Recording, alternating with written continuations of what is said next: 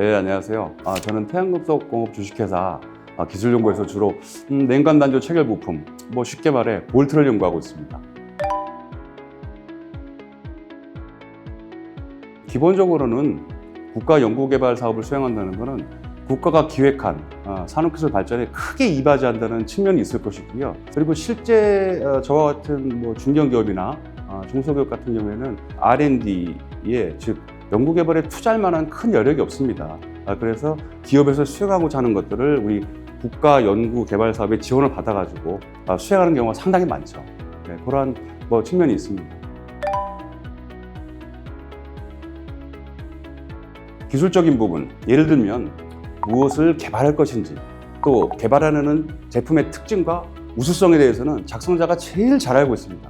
연구개발 계획서 작성 목차 중에서 우리 기술적인 부분들은 아주 굉장히 길고 짜임새 있게 작성할 수가 있습니다. 왜냐하면 우린 전문가니까요. 그런데 제가 가장 힘든 부분이라고 생각하는 것은 내가 지원하려는 기술에 대한 내가 가지고 있는 것 외에 국내외 기술과 시장 동향, 그리고 관련 지식 재산권 등등에 대한 부분을 작성하는 것이 가장 어렵다고 생각을 합니다. 자, 만일 대기업이라고 가정을 하면 휴대전화, 자동차, 이런 완제품들, 이런 시장 현황들은 공개된 자료로서도 우리가 충분히 찾을 수가 있습니다만, 중견기업에서 생산하는 완제품을 구성하는 예를 들면 모듈, 아세이, 이런 구성 부품에 대한 기술 조사 내용과 시장 동향은 굉장히 찾기가 힘듭니다. 자, 예를 들어 전 세계 빵 생산량이 얼마일까 하면은 우리 생성형 인공지능 이런 것들 도움받아서 쉽게 구할 수 있을 것 같지 않으세요? 자, 그런데 그 중에 내가 가장 좋아하는 단팥빵 이런 거 생산량 얼마일까요? 또 향후 판매 예상량은 어떻게 될까? 라고 하면 굉장히 구하기가 힘듭니다. 자, 실제 이러한 자료들을 우리가 웹상에서 검색을 해보면 대부분 외국의 글로벌 리서치 업체에서 제공하는 굉장히 비싼 보고서 형태가 있거나 또 정말 필요로 한다면 리서치 업체에 우리가 의뢰를 해야죠. 당연히 가격이 비쌉니다. 자, 그래서 저는 국내외 기술 동향, 또 시장 동향, 또 관련 지식 재산권 등 작성할 때는 S룸에서 제공하는 분석 서비스를 많이 활용하고 있습니다. 세부적인 키워드로 검색을 해서 국내외 그러니까 우리 지식 재산권 또는 무역 현황 또는 관련 논문들 또는 산업 기술 동향들 이런 걸 검색해가지고 우리 연구개발 계획서에 잘 녹여내려고 노력을 많이 하죠. 나름대로 자료 출처가 우리 KT에서 제공하는 S룸이라는 이런 것도 당연히 공신력이 있겠죠. 제가 과제를 제안하는 입장이 아니라 반대 입장에서 실제 참 많은 것을 느꼈습니다. 그리고 저는 그걸 또 제가 작성하는 연구개발계획서에 최대한 녹여내기 위해서 노력을 많이 하는 편이에요. 가장 정답을 말씀드리면 평가위원에게 잘 보여야죠. 그런데 실제 우리가 연구개발계획서 또는 선정평가 발표자를 만들 때 꽤나 많은 양의 텍스트와 이미지를 써서 꽤나 많은 양을 작성해야 됩니다. 자, 그런데 이런 많은 자료를 작성하다 보면 전체 흐름이나 거시적인 측면을 놓치기가 아주 쉬운 것 같아요. 예를 들면 저와 같은 작성자는, 지원하는 사람은 세부적인 것에 대해서 작성을 해서 큰 것을 강조하고 또 완성합니다. 반대로 평가하시는 분들은 큰 것을 먼저 보면서 세부적으로 관찰해 가세요. 지원자들, 이 사람들이 개발하는 기술이 무엇이고 어떠한 방법으로 연구를 하려고 하지, 이 관점에서 평가위원들은 이제 시작을 하게 됩니다.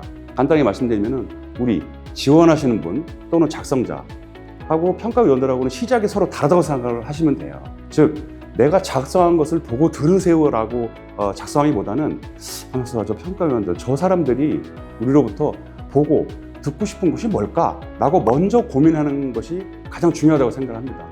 그리고 그에 따라서 연구개발계획서와 발표자를 만드는 것이 가장 좋다고 생각하고 저도 그렇게 늘 노력하고 있습니다. 우리 연구개발계획서 그리고 발표자료 이런 것들을 예쁘고 화려하고 눈부시게 만들려는 의미가 절대 아닙니다.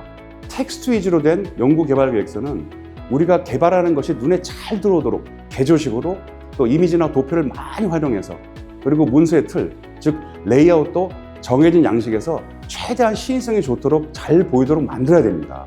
왜냐하면 보는 사람, 평가위원이 그 100페이지 되는 200페이지 되는 연구개발 계획서를 전체 다 검토하기에는 시간이 굉장히 부족해요. 그 다음에 발표 자료 역시 큼직큼직하게 텍스트보다는 이미지를 활용해서 만든 것이 가장 좋다고 생각을 합니다. 예를 들면 우리가 어떤 일로 이제 뭐 면접을 보게 될 때 양복도 깨끗하게 입고 머리 스타일링도 하고 그러잖아요. 그런 노력과 같은 것이라고 생각을 합니다. 우리가 제출하는 연구개발 계획서 그리고 발표자들은 나 또는 우리 컨소시엄의 품질을 말하는 것이라고 저는 생각하거든요. 통상 중복성 검토는 미리 해보는 것이 가장 좋죠.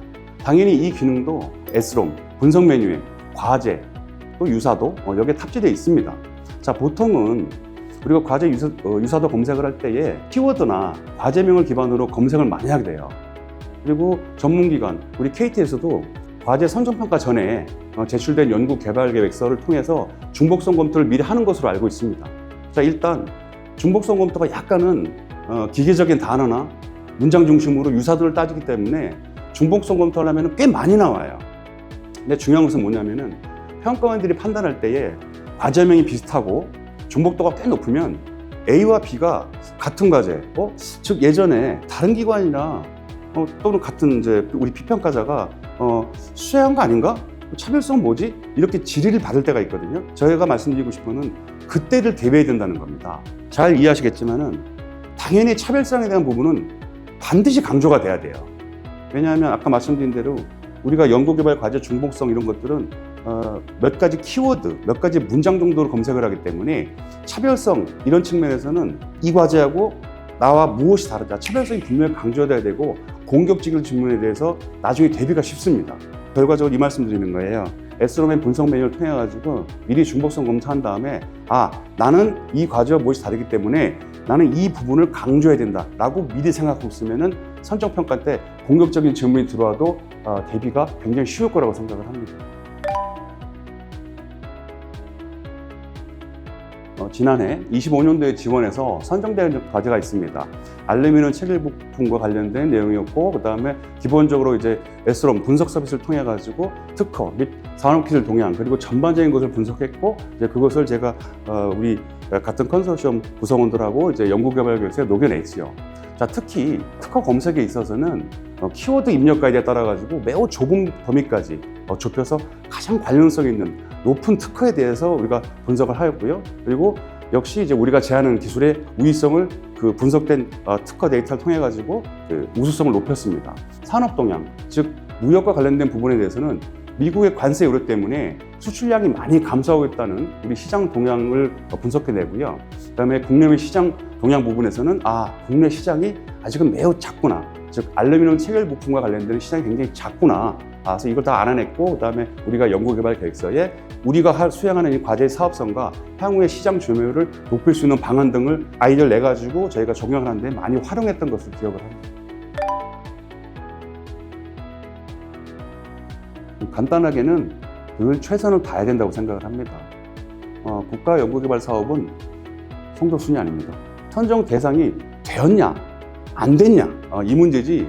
오랜 시간 준비했지만 미선정되었으면, 우리가 쉽게 얘기하면 떨어지면 아무것도 주어지지 않습니다. 전문기관 KT에서 담당하시는 사업은 주로 품목 지정형 또는 통합형 또는 대통합형 과제가 많으세요. 저는 기본적으로 추천드리고 싶은 거는 사업 공고 전에 우리가 기술 수요 조사 단계 그리고 기획할 때 이럴 때 미리미리 정보를 얻고 준비하는 것이 가장 급한 일, 급선무라고 생각을 합니다. 사업 공고를 보고 근 한 달 안에 준비해가지고 도전한다는 것은 상당히 위험을 감수하는 일이고 어찌 보면 말도 안 되는 일이에요.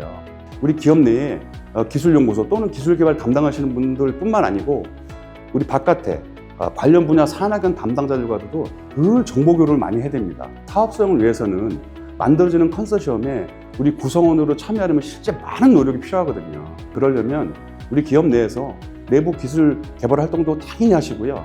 그다음에 외부 활동 세미나, 학회, 심포지엄 등등에서 나 또는 우리 회사가 보유하고 있는 전문 분야 그리고 역량이 무엇인지를 미리 보여주시는 것이 가장 든든한 준비 과정이 될 것 같습니다.